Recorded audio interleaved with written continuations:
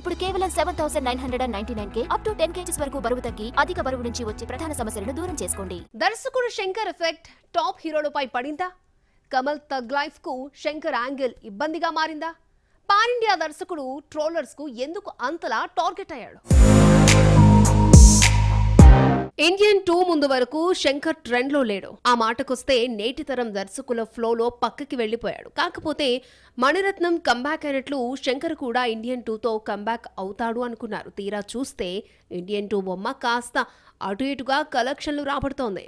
దీంతో శంకర్ ఇంపాక్ట్ ముందుగా cherry game changer పై పడుతుంది అనే భయాలు మెగా ఫ్యాన్స్ లో ఉన్నాయి. శంకర్ మాత్రం దిల్ రాజ్ ఇచ్చిన బడ్జెట్ తో మంచి జోష్ మీద ఉన్నాడు. గేమ్ చేంజర్ కి ఇంకా 20 రోజుల షూట్ ఉంది. చెర్రీ పోర్షన్ ఇప్పటికీ పూర్తయిపోయింది. అయినప్పటికీ గేమ్ చేంజర్లో కొన్ని సీన్స్ శైలేష్ కొలనుతో షూట్ చేయించడం కూడా ఎప్పటి నుంచో నెగిటివిటీని నెట్టింట్లో స్ప్రెడ్ చేస్తోంది. కాకపోతే కార్తీక్ సుబ్బరాజు కథ కావడం కారణంగా ఇక్కడ మెగా ఫ్యాన్స్ కు అదేదో కలిసొస్తుంది అన్నట్లుగా చూస్తున్నారు. ఏది ఏమైనా శంకర్ టైం బాగోకపోవడంతో ఆ ఎఫెక్ట్ ముందుగా రామ్ చరణ్ మీద పడింది అనే టాక్ నడుస్తోంది. దర్శకుడు శంకర్ కమల్ హాసన్ కు ఇండియన్ 2తోనే కాదు థగ్స్ లైఫ్ పరంగాను కొంతవరకు డ్యామేజ్ చేశాడు అనే మాటలు వినిపిస్తున్నాయి. థగ్ లైఫ్స్ ను దర్శకుడు మణిరత్నం టేకప్ చేస్తున్నాడు. అయితే ఈ సినిమాకు ఇండియన్ 2 రిలీజ్ కు ముందు మంచి బజ్ ఉంది. ఇండియన్ 2 హిట్ అయితే ఆ బజ్ యూజ్ చేసుకుని 300 కోట్ల బడ్జెట్ కంటే ఎక్కువ పెంచుదామని మణిరత్నం అనుకున్నాడు. ఆ లెక్క ఎంత లేదన్నా 450 కోట్ల వరకు ఉంటుంది అని ఓ అంచనా. తాజాగా ఇండియన్ 2 ఇచ్చిన ధమ్కీతో ఇప్పుడు ముందు అనుకున్న బడ్జెట్లోనూ కోత పడే అవకాశం కనిపిస్తోంది. అంటే ఏ రకంగా చూసినా శంకర్ ఇటు చెర్రీకి అటు కమల్ కి షాక్ ఇచ్చేలా ఉన్నాడు. అనంతబాని పెళ్లిలో మహేష్ లుక్ ఎందుకంత వైరల్ అవుతోంది? రాజమౌళి ఈసారి తన హీరో ఫిజిక్ మీద కాకుండా గ్లామర్ పై దృష్టి పెట్టాడా? రఫ్ లుక్ లేకుండానే మహేష్ తో అడ్వెంచర్లు చేయబోతున్నాడా? టామ్ క్రూజ్ గా చెప్పుకునే ప్రిన్స్ ను నెటిజన్లు జాన్విక్ గా ఎందుకు ట్రీట్ చేస్తున్నారు? రాజమౌళి సినిమాలో మహేష్ బాబు లుక్ పై గత కొంతకాలంగా నెట్టింట్లో భారీ ఎత్తున చర్చ నడుస్తోంది. మహేష్ ఎంట్రీ ఇచ్చిన ప్రతి ఈవెంట్లోనూ లుక్ వేరియేషన్ పట్టుకోవడం ఆడియన్స్ కి అలవాటుగా మారింది. తాజాగా అనంతంబాని వివాహ వేడుకలో Mahesh beautiful look majority movie lovers ను మెస్మరైజ్ చేసింది. అప్పటి వరకు టామ్ క్రూజ్ గా ట్రీట్ చేసిన నెటిజన్లు తాజా లుక్ చూసి రాజమౌళి సినిమాకు ఈ లుక్కే ఫైనల్ అయినట్లుగా ప్రచారం జోరందుకుంది. నిజానికి జక్కన్న సినిమా మొదలు కావడానికి ఇంకొక 2 నెలల టైం ఉంది. అయితే ఆ లోపు లుక్ పై ఇప్పటికే పలు ట్రయల్స్ వెర్షన్స్ ట్రై చేశాడు. దానిలో భాగంగా ఇదిగో ఇప్పటికీ ఈ లుక్ ప్రిన్స్ చేరుకున్నాడు. అలాగని ఇదే ఫైనల్ అనుకోవడానికి లేదు. ఎందుకంటే రాజమౌళి సినిమాలో కథానాయకుడికి రఫ్ లుక్ కంపల్సరీ. అలాగే హీరో దేహదారుఢ్యం పైనే జక్కన్న ఫస్ట్ ఫోకస్ పెడతాడు. మరి ఈ స్టేజ్ కు చేరుకోవడానికి ప్రిన్స్ ఇంకొక 2 ట్రయల్ వెర్షన్స్ అవసరం ఉంటుంది. ఇప్పుడు మనం చూస్తున్న ఈ హ్యాండ్సమ్ గెటప్ బ్రహ్మోత్సవం లాంటి హీరో మేకోవర్ సినిమాలకు మాత్రమే సెట్ అవుతుంది. ప్రస్తుతం నడుస్తున్న ట్రయల్ వెర్షన్ కంప్లీట్ అయి మహేష్ 8 ప్యాక్ సాధించే దిశగా అడుగు పెడతాడని చెప్పడానికి లేదు. ఎందుకంటే గతంలో 1 నేనొకటినే సినిమా కోసం అలాగే ప్యాక్ బాడీ కోసం ట్రై చేసి కొంతవరకు గ్లామర్ లుక్ పోగొట్టుకున్నాడు. అప్పటి నుంచి అటువైపుగా రిస్క్ చేయకుండా ఫిజిక్ ను స్ట్రాంగ్ గా చేసుకుని ఫేస్ లో గ్లో పోకుండా కేర్ తీసుకుంటున్నాడు. అక్టోబర్ టైంకు రాజమౌళి సినిమాలో మహేష్ ఎలాంటి లుక్ లో ఉంటాడో అందరికీ క్లారిటీ రావచ్చు. లేదంటే షూట్ మొదలైన కొన్ని రోజులకు దర్శకుడే స్వయంగా హీరో గారి లుక్ ను రివీల్ చేయొచ్చు. ఇక్కడ చాలా మందికి తెలియని విషయం, వన్స్ మహేష్ లుక్ లాక్ అయితే గనక ఇంతలా ఫ్రీగా సినిమాలకు షికార్లకు ఈవెంట్లకు రావడాలు ఉండవు. డబుల్ స్మార్ట్ నైజాంలో ఎన్ని థియేటర్లో రిలీజ్ అవుతుందో తెలీదు, కానీ ఎన్ని థియేటర్లో రిలీజ్ కాకుండా పోతుందో అనే ముచ్చట ఎక్కువగా నడుస్తోంది. లైగర్ తో వచ్చిన ఇష్యూ పూరీని డబుల్ స్మార్ట్ తో అయినా వదులుతుందో లేదో. రామ్ పూరి జగన్నాథ్ కాంబోలో తయారవుతున్న డబుల్ స్మార్ట్ ఆగస్టు 15న విడుదలవుతోంది. ఈ సినిమాకు ముందు నుంచి పాజిటివ్ వైబ్ ఉంది. ఈ స్మార్ట్ శంకర్ సీక్వెల్ కావడంతో సినిమా ఖచ్చితంగా మార్కెట్ లో పాస్ అవుతుంది అనే ధీమా యూనిట్ లో ఉంది. ఈ సినిమా అటు రామ్ కు ఇటు పూరికి కంబ్యాక్ ఫిల్మ్ అవుతుందని ఇండస్ట్రీ వర్గాలు చెబుతున్నాయి. దీంతో బయ్యర్లు డబుల్ స్మార్ట్ థియేట్రికల్ రైట్స్ కోసం ఎగబడుతున్నారు.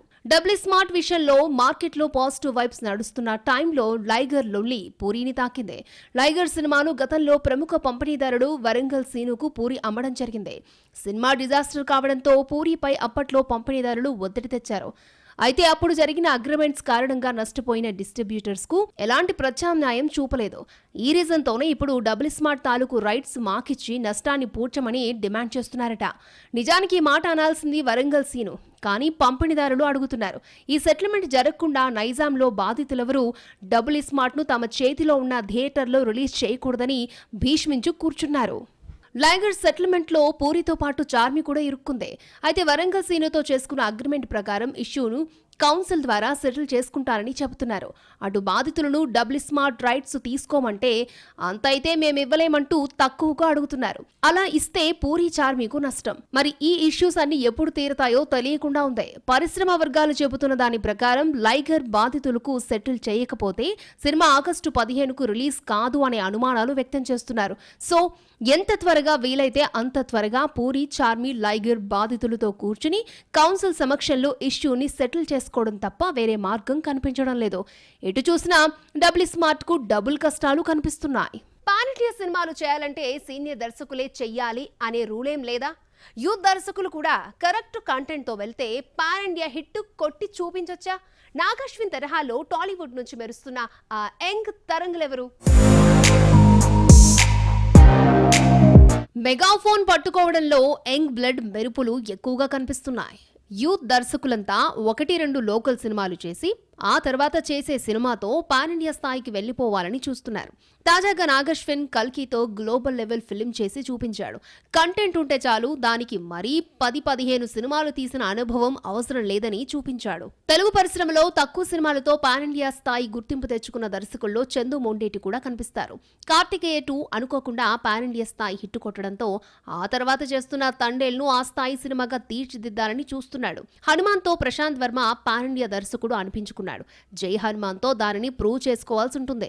ఇక సుజిత్ కు సాహో అనుకోకుండా వచ్చినప్పటికీ ఆ సినిమా తీసిన విధానం షారుఖ్ కి నచ్చడంతో భవిష్యత్తులో బాద్షాతో సినిమా అవకాశాలు సుజిత్ కున్నాయి. సెట్స్ మీదన్న ఓజీ కూడా ఎంతో స్టైలిష్ గా తెరకెక్కుతూ ఉండడంతో బాలీవుడ్ వర్గాలు ఓజీని పాన్ ఇండియా ఫిల్మ్ గానే ట్రీట్ చేస్తున్నాయి. గౌతమ్ తిన్ననూరి జెర్సీ ఆశించిన విజయాన్ని అందుకోలేకపోయినా మరో ఛాన్స్ కొట్టి పాన్ ఇండియా ఫిల్మ్ ఒకటి చేయాలని చూస్తున్నాడు. సందీప్ రెడ్డి చేసిన 3వ సినిమాతోనే పాన్ ఇండియా దర్శకుడిగా ఎదిగిపోయాడు.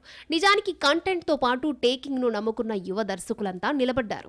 రాజమౌళి, సుకుమార్ మాదిరిగా ఈ స్థాయిలో గుర్తింపు వస్తేనే పాన్ ఇండియా అటెంప్ట్ చేయాలని రూలేం లేదు.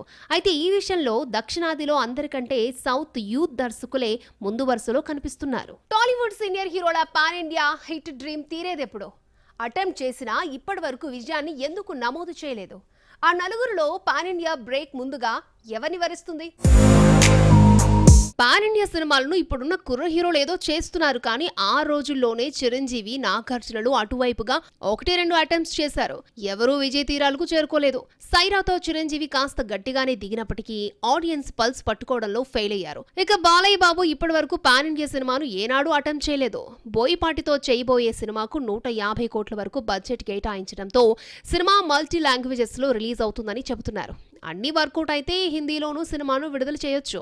నందమూరి ఫ్యాన్స్ కు బాలయ్య బాబు ఒక్కసారైనా పాన్ ఇండియా హీరోగా కనిపిస్తే చాలు అనుకుంటున్నారు. ఇక వెంకటేష్ సైంధవ్ తో అటువైపుగా వేసిన అడుగులు వర్కౌట్ కాలేదు. ఇక్కడ కంటెంట్ తో పాటు డైరెక్టర్ చాయిస్ కూడా రాంగ్ సెలక్షన్ అన్న చందంగా క్రిటిసైజ్ చేశారు. బట్ వెంకీ మాత్రం మరొకసారి పాన్ ఇండియా ఫిల్మ్ అటెంప్ట్ చేసి తీరాల్సిందే అంటున్నాడు. అదేవిధంగా నాగార్జున బ్రహ్మాస్త్రలో చిన్న క్యామియో రోల్ చేసి సక్సెస్ కొట్టాడు, కానీ పాన్ ఇండియా హీరోగా మాత్రం ఇప్పటికీ సక్సెస్ అందుకోలేకపోయాడు.